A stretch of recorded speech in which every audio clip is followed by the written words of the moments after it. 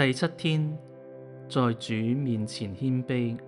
雅各書4章6至10節。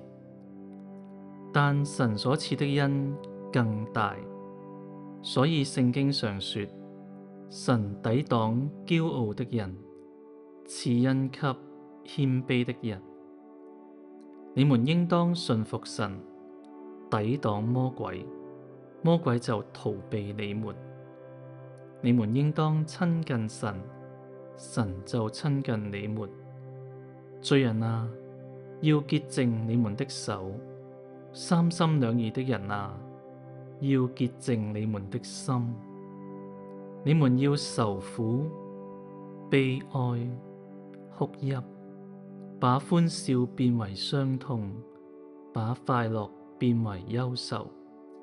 你們務要在主面前謙卑，他就使你們高升。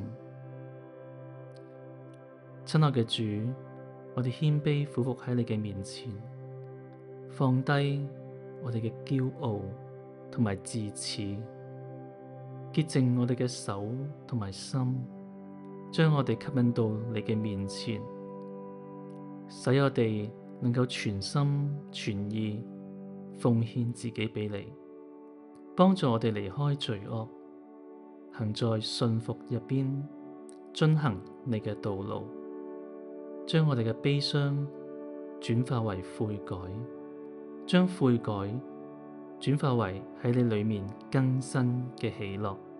阿門。